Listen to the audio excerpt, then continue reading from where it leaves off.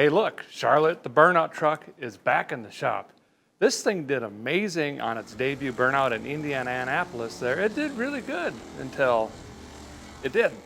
What a lot of you may not know is the reason I pulled off the pad early is, well, she is on fire. You'll get that on them bigger jobs sometimes, you know what I mean? And then there's some other issues we gotta address, like, well, we pulled it home on an open trailer through 47 thunderstorms, and this thing drank 97 gallons of water, and all of the digitals don't seem to be digicaling anymore, and it doesn't run currently. And then we got some steering issues and brake lines. And we got a lot of stuff to fix. I got a couple burnout competitions coming up. We got duct tape drags over there in Tucson. And then we got, I don't know, Bristol, and there's a couple few other ones. Anyway, let's dig in. We got to get this thing back up and burning tires.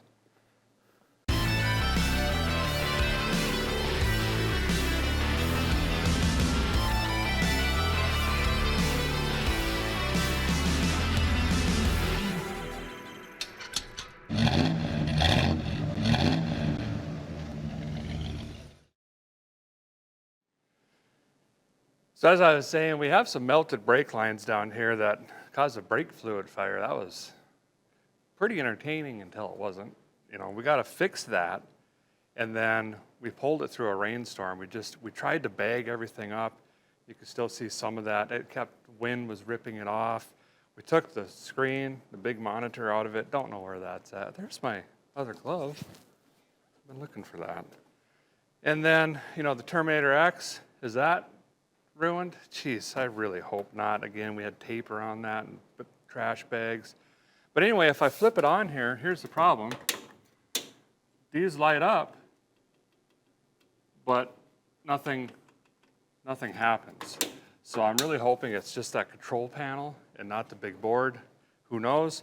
I got a controller for the digital electrical pump up here. It's some sort of Volvo override controller. We're going to address that. We might address the plug-in, a couple other things. I'll give you a closer look at the carnage. I know a lot of you are interested in, well, what does it look like after the burnout? Because there was rubber everywhere on this thing.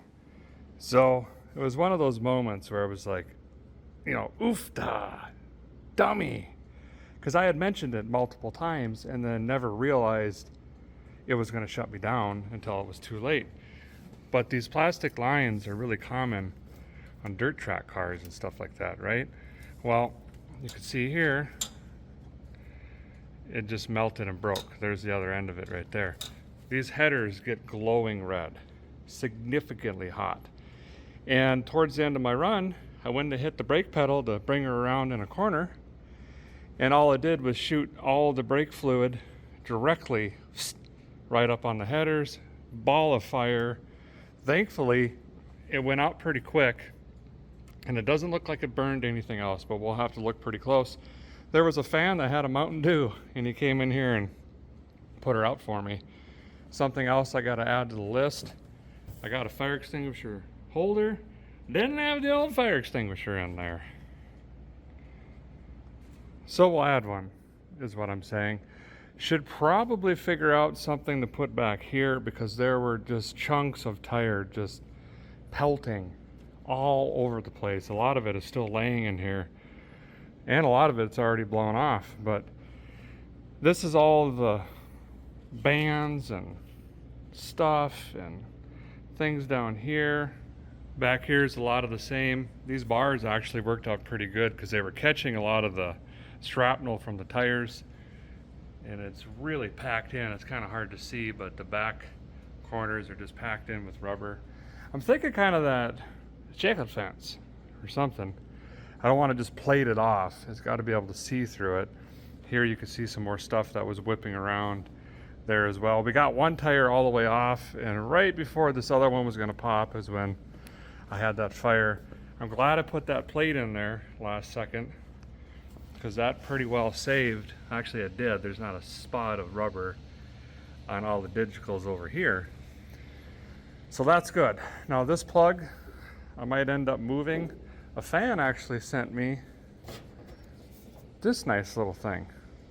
So if we want to put this somewhere, recess it, and I guess that just plugs into that.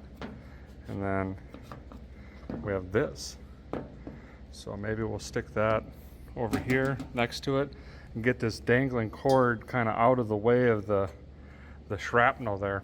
So the electronics in question are that big board there, this ribbon right there that runs under the truck and then through the floor into the control panel up here. And I'm thinking this just got full of water, or I'm hoping at least. I do have a replacement one of those right here. I think we're going to start there. Actually, we'll start with the ribbon because that would be the cheapest fix, and then that, and then we can start working our way through. Hopefully, we had bags taped up in here. Hopefully the Terminator X didn't eat too much water. We'll probably change the oil just because that was a fresh build when we took this out. It's probably just a good idea. Also, this could have drank some water. We'll pull this off and see if we got any surface rust on any of the throttle blades and all of that. And then we'll eventually move our way into figuring this out. I got a control unit. I'll show you in a bit. It's got a dial on it, and I guess this is in limp mode. Because right now what's happening is if I turn it left and I quick turn it right, it like pauses and then kicks in. So it's like you don't have any steering trying to go back and forth. And this should hopefully fix that. I bought that on Power Tour actually from a nice guy. So anyway, let's jump in and just throw up a test ribbon. This guy right here, see if that resolves the issue. Of course, there's two sizes of cargo trailers. You fellas probably know that. And I got the narrower one because it was cheaper. I need the big 8.5 foot wide one or whatever they are. This thing has got hips on it like Shakira. I ain't kidding you. That would resolve all these issues, pulling it in weather and whatnot, but I don't see us grabbing another trailer. We just picked that other one up 5 years ago, something like that. Okay, so if this ribbon does it, boy, would I do a happy dance. If not, then it tells us we got to keep on keeping on. You know what I mean? Oh. Some sort of sizzling noise just happened. We might be in a little more trouble than I thought. I'm gonna flip the batteries on. Okay. Huh. That's all it was the ribbon. No way. Fan, water pump, power steering. There it goes. Trans fan. No. Did I not hook that up? Thought I did. Maybe I didn't. Did I not get that far? Huh.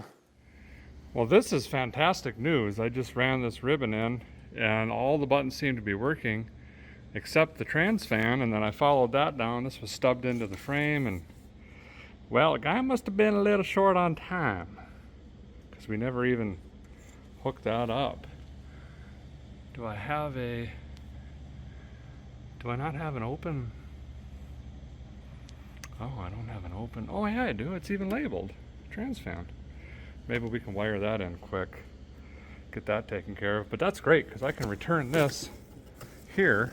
This was not cheap, and the original one was sent to me by a subscriber. Thank you so much. A long time ago, if you remember, this was actually for Independence, but we repurposed it here to save some money. So now we can check the fluids, and we'll see if we get this thing to fire off. And if it runs, then we can start dolling everything up here.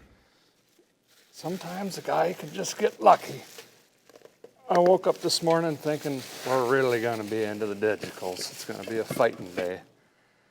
So far, not that bad. What do I got this wrapped around? Well, for Pete's sake, this can't be real.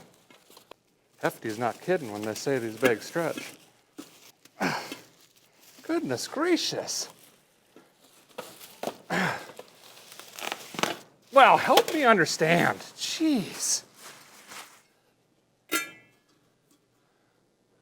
Oh, there's no moisture in there.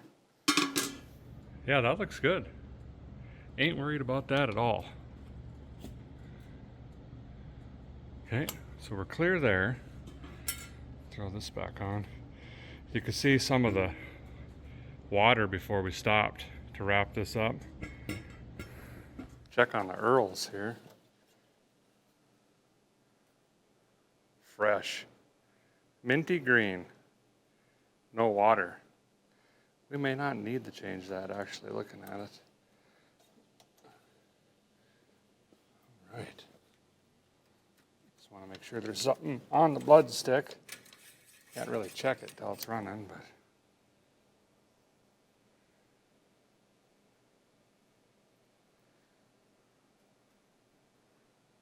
Yeah, that's looking good.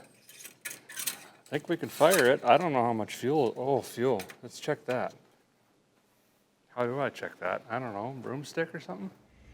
What I really need to do here is actually weld a bung on the bottom and one up here, and then run a clear tube up and down. You see that on some older motorcycles and small engine stuff, but it'll actually indicate where the fuel is in there. So I'm going to do the right thing and just jam a welding rod down the yap here, and that's how we're going to check the fuel. I can't remember if we filled it. That sounds bone dry. Oh, there's a little bit. Can't really tell though. Well, my performance fuel meter has indicated there's approximately 2 1/4 inch of fuel in here.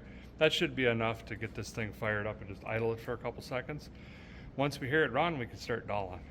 Got the computer fired on here, and I'm just going through and changing this to get some of the vitals. All of these are all messed up, and I want to make sure we're going to have oil pressure and things like that. I don't have the big monitor in right now. We'll do that in a minute, but as long as I can see my oil pressure, I'll be happy firing it up for a second. Where is it? Map, ignition, rev limiters. There it is. Oil pressure. Digital, small, sure. I'm going to keep ignition off and crank it till we build some pressure here.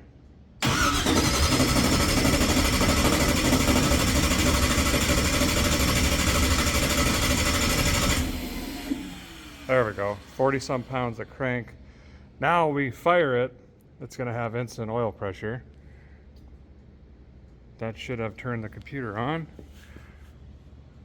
Oh, thank goodness. We got green lights down there. I don't know why I'm so nervous to start this thing. Okay, let's bring in the thunders. Park, yep. Yep.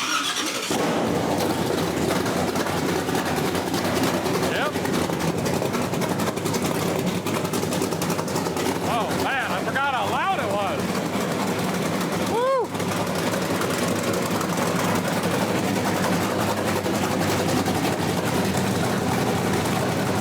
50 pounds of oil pressure.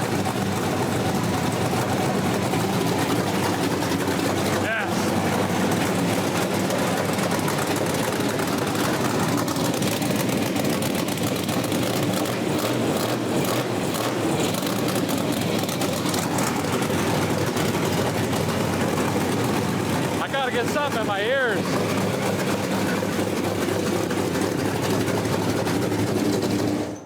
Yes. Jeez, that startled me. I about jumped right out of my boots and back in them. I ain't kidding you. All right, that's excellent news. Computer is working. All the relays seem to be working. Now we can fix this ribbon up. We should probably go ahead and run this trans fan. Spend some time over here dolling that. Oh boy.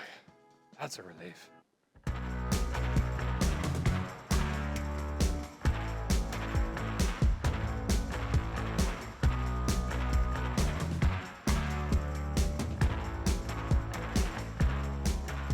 Okay, guys, got that ribbon laid in. Something I changed up this time I didn't like about the way I did last time is I used a bunch of zip ties, and I had wondered if that was going to hurt or affect this ribbon cable, and I don't think it did, but I think it was definitely potential. So this time I used this tape stuff, you know what I mean? And then left a lot more slack in it. And then under here I used tape on that bar as well. And then a very loose zip tie here. And then I'm using the clips that came with it. I'll get that one in a second, but I got this loose and all of these cut off right now as well because I need to run one more wire from the trans fan relay down to the transmission fan. This is a separate unit. I wanted this manual. We could set it up through the terminator, but the goal is, of course, to reserve as much power as we can. By the way, we didn't have any issues with capacity after that entire run and then sitting for 11 million months, however long it's been. This was at 16.8 volts on one battery still. So this setup, I'm proud to say, absolutely works. 0 belts. And that is the way to go, it seems like. First time getting through without throwing belts. Anyway, this guy here, I think I'm just going to ground the one side right to the frame because we've got this huge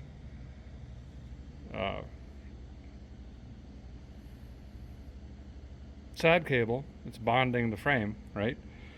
And those run straight to the batteries. And then we just bring the one wire, the blue wire, up through and bring that down and hook it in.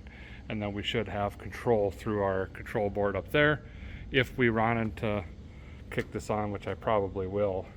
That's the only run it's ever done without a fan on, that last burnout. This transmission has been just a beast from Harman there. And then we can come back and tape this all back up again for like the 49th time, put some small zip ties in it, things like that, and wiring should be 100%. Yeah, hadn't used green yet. That's the wire I'm going to use for the trans fan. Got a big storm rolling through. Seems like every time you come over to hang out, we got a big storm. That's all right. We need it, though. We need the rain. You know, the grass is not looking very good. You know what I mean? Going for our 3rd cut of hay this year. That would be great if we could pull that off. Isn't it funny how when you're in your 20s, last thing you want to do is mow the yard and you sprint through getting it done? Now that I'm 68 years old, I can't walk through my front yard without a scissors. Get that weight out of here. Don't need that in there. It's just, I kind of believe it's in our DNA or something, because it just really doesn't make sense, to be honest. Weeding this, see what I did there? Weeding this wire through, trying to get her back over to the relays, and then we'll cut her on this end over there. I already got the fitting on for the grounds. And then we'll bzzz, self-tapper, you know, because I'm lazy. Did all this work on wiring, so let's just finish it up with some self-tappers and bubble gum. Seems fine. That should just be enough, shouldn't it? It should. These cheap little Dorman zip ties are actually not that bad. Now, take into account, I have not weather tested them. I don't know what they would do in Alaska or the blowing plains in North Dakota, but they seem to be hanging in there pretty good for the money. You know what I'm saying to you? Good. Doubling back this ribbon. Gonna go easy on this one. Again, I don't want to hurt this ribbon. By the way, if you, I have a feeling like the computer techie guys might know this, but can I just get this ribbon separately somewhere? It's a 2, 4, 6, 8, 10 pin. Reminds me of like the guts of a computer box machine. And then I wouldn't have to get the kit with the push button board if that happens again. Here comes the rain. That's okay, we need it. We need it right now. It's getting pretty dry. Gotta be honest. Seems like every time you come over and hang out, it rains. Okay, got the fan wired in over there. And on this side, just zip zang. You know, professionally welded that to the frame there. Now, if we turn a battery on, and we turn trans fan on, there we go. Nice. So that, throwing out gravel and stuff that the tire is throwing in there. I was kind of worried about that. But that is working correctly. Okay, so next I got to get this screen plugged back in. Of course, I just took this out of the truck. I didn't want to take any chances with this thing. This is probably the most expensive part of this entire build, to be honest. We had to run that little screen because this, for some reason, doesn't do data logging, which just boggles my mind up and is pretty frustrating. So we had to unplug this in order to run that. If I remember right, I don't think I had gauges.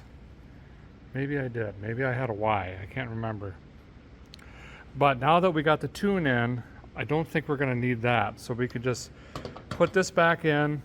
I just got this bent forward from when I was panicking, trying to take it out.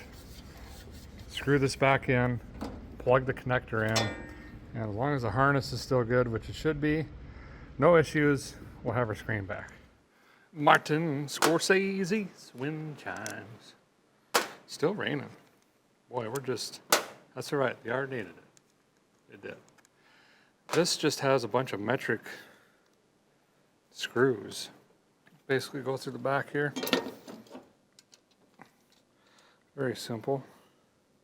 And then we could just re-bandalize the bend that I bent in it and unbend it and then bend it back. And it should just go back to where it was previously bent. And then plug it in and boom, done. This is the size screen that I originally wanted in Independence, but this had just come out, if I remember correctly, and there was like a 74 million year wait or backlog or something like that. So we never did get around to it.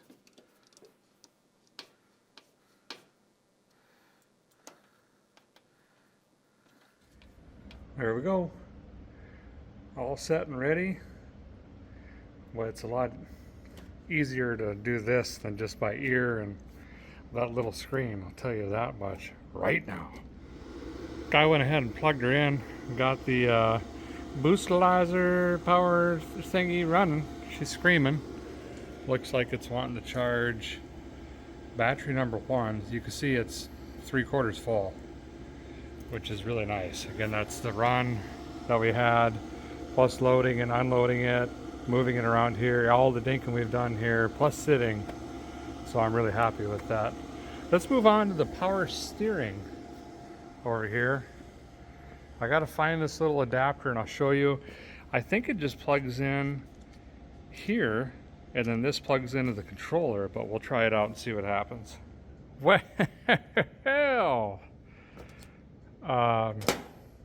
maybe not so plug and play.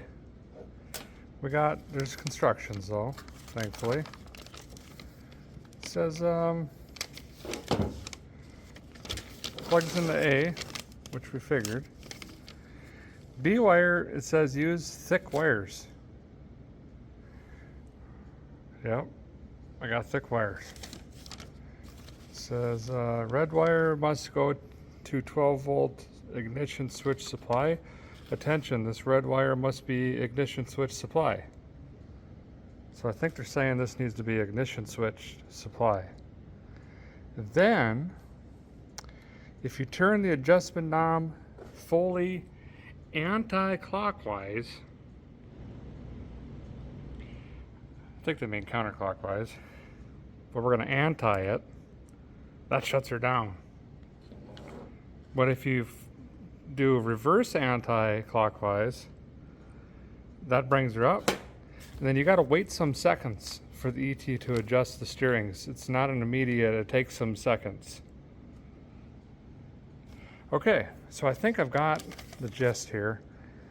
Grays to gray, yellers to yeller. This must be switched. And then that's the ground. And then the 79 feet of wire. I guess that, I don't know, maybe we should shorten that and just hang it down here, because this is already switched power right there, right? Right. So here's what I'm thinking. I think I'm just gonna fix this here. Like that. Now I'm going to shorten these. Plug that into here. This is my switch 12 volt. I can ground it right here. And then all I got to do is run the knob, which we could put up in the dash, but realistically the knob could just be here because we're just going to be all of it. So I don't, you guys let me know what you think. Bleep bloop it.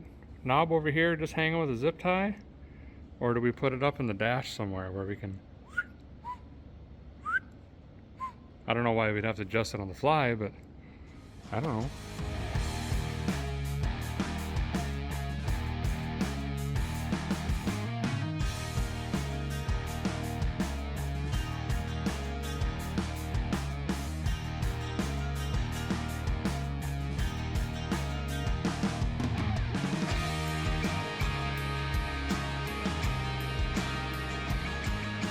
Got a mess going, but got her wired up, I think. Anywho, just the digitals aren't my favorite, let's be honest. Here we go.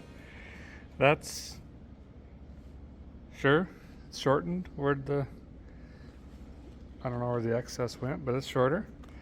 And then we got power, which goes into the 12 volt switch, which is already there. That's up in the Toggulator 9000.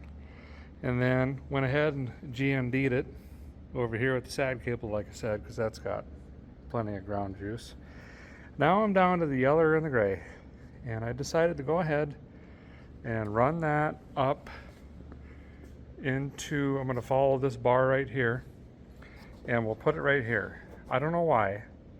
I just, maybe I'm getting old. This just kind of doesn't look, I mean, it looks fine, let's be honest, but maybe more gooder just a little bit if that was just poking through right there, and we could just, and then I got to decide if I'm going to wrap this up with tape or not, because that's kind of been an eyesore. The other side I went ahead and put sleeving and everything on it, but I think I ran out or something. I'll have to dig through the box of goodies and used parts to see what I can find. I don't got gray, I got orange. It's about as close to gray as you can get. If you squint and close the other eye, you can't even tell. And then I do got yeller. So we'll do yeller, and orange gray. And I'm just gonna run that up here quick. Got to pop a hole in here and we're good to go. This hole has to be accurate. It's very imperative that it's centered and looks right. Sure, that's where it's going, I guess. Perfect. Didn't want to lose the shop or a knob. Boy, this thing is chintzy. Got to be really delicate here. Got the switch wired in, got her all taped up. Went ahead and taped her all the way down and used the other tape on top of the tape to tape it to the pole to tape. Now it's taped. Anyway, let's go ahead and put her through. Boop. There it is. Cute little feller. All right. I'm actually really excited to see if this does anything. I assume it does. Probably going to get a lot more noise and whip out of this here pump. Be a bunch louder, I'm guessing, when we bring her all the way to 10. Probably start at the low setting, which is assuming where I was at. Try the power steering and then crank on it. You know, feed her the onions. Give her the coal. Bring her all of it. Give it all it's got. Put it all the way to 10. Maybe find 11. Did I lose the knob again? I had to have Jessica come in here and look for this knob. No. Jessica, help me! Look, I found it. Stop panicking. So there's 0. Adding numbers, getting bigger, 3, 6, 9, 12, 42, 12, 9, or all the way. I think it's 10. And then back down. There we go. So I think that's it. Well, I got her flipped on the lowest setting. Now it's definitely lower than what it was before, if that makes sense.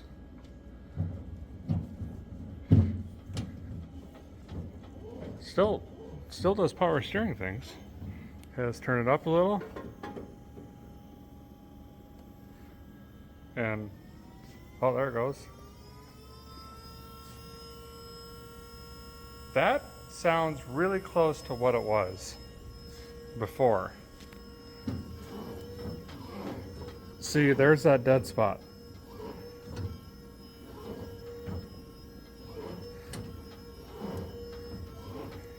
Okay, all right, let's send it all the way. Oh man, that sounds like a 737 or whatever they are. The big aluminum tube flyers. Oh, much easier. Okay, wait. It's still there, but it's much better. I think I can live with that. Boy, is that gonna burn that motor up? That thing is singing. Woo! Sweet. Well, I think that might resolve our power steering woes. Oh, it's getting better.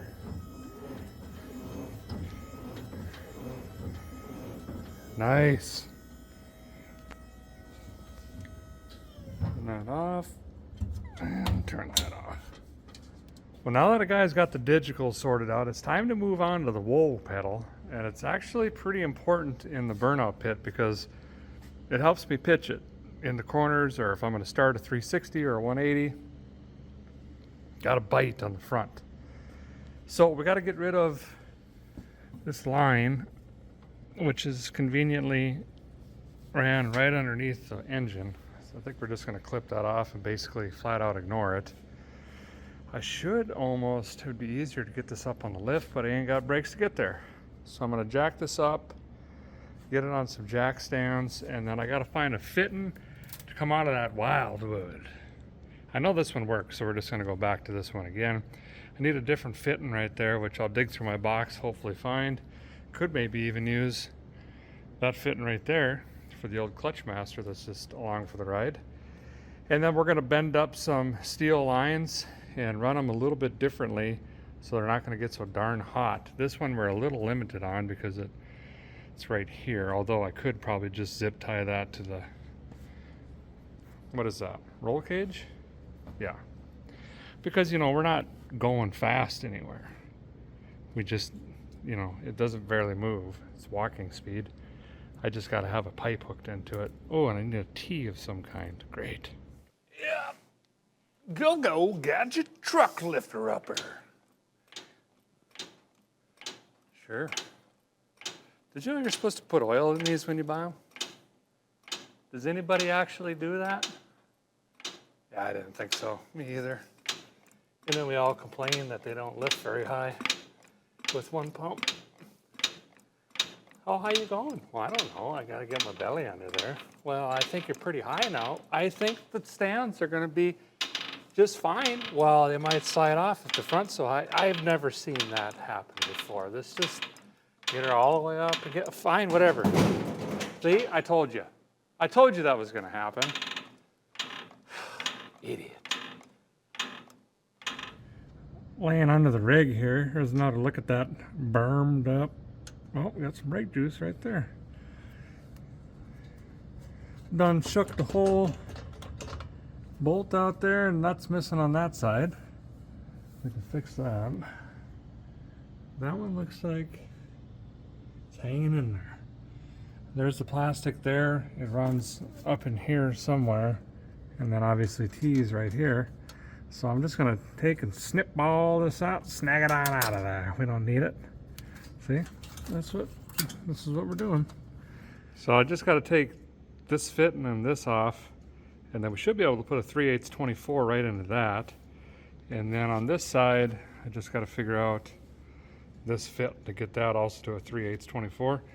We can start bending up some lines. I think I'll put a T in here.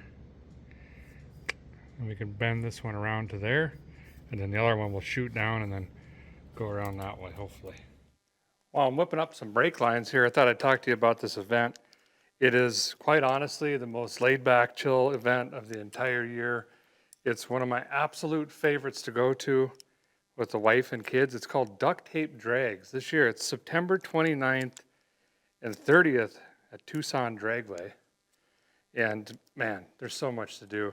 As a spectator, there's a lot to watch. If you want to participate, there's the $5,000 hoopty this year because the market is just nuts. It's hilarious watching some of these cars drag race in a bracket, and they actually judge whether the crowd judges, and Freiberger and probably Dulcich, if that car is worth 5,000 or not, over under.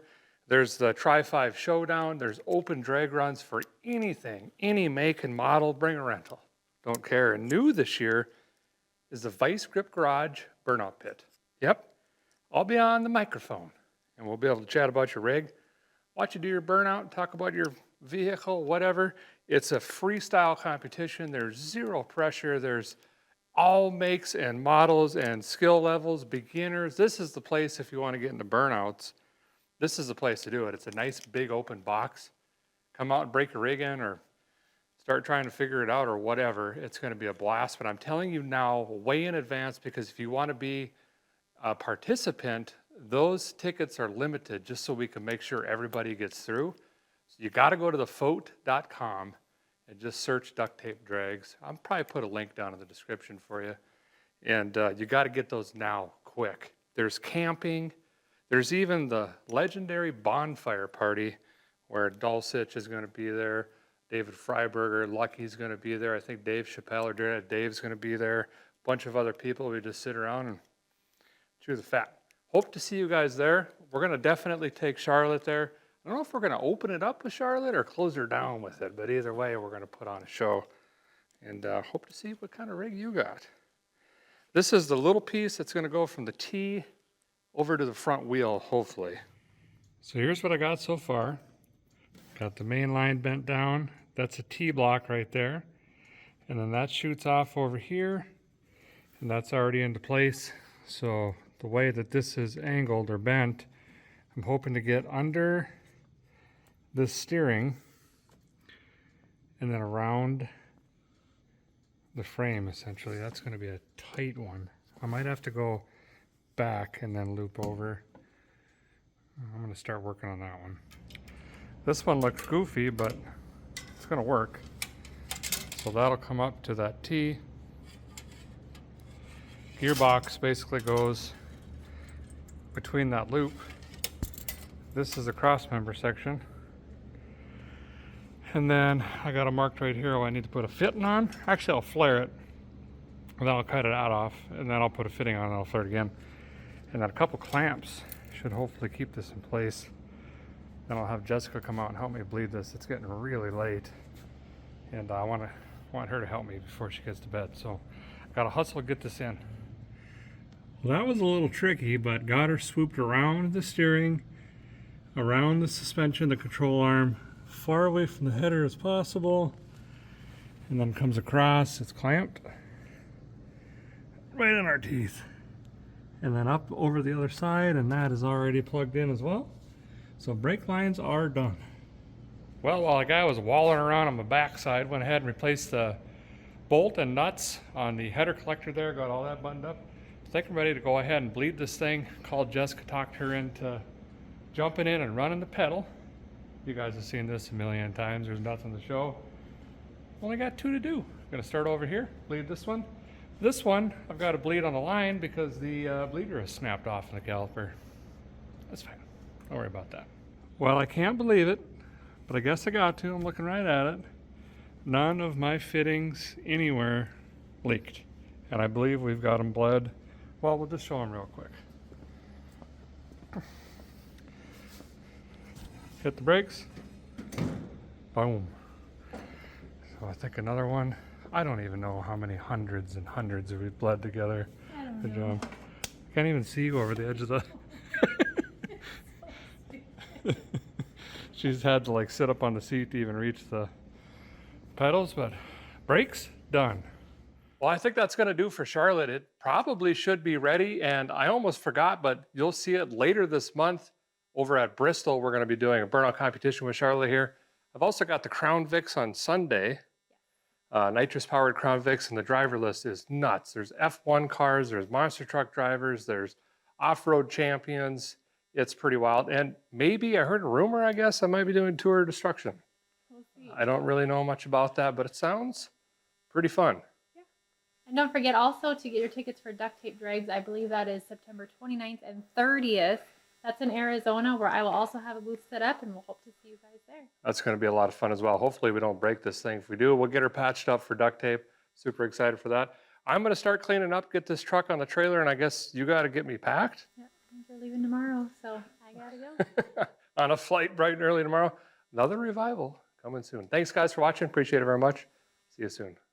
I'll be in, I don't know, 3 hours.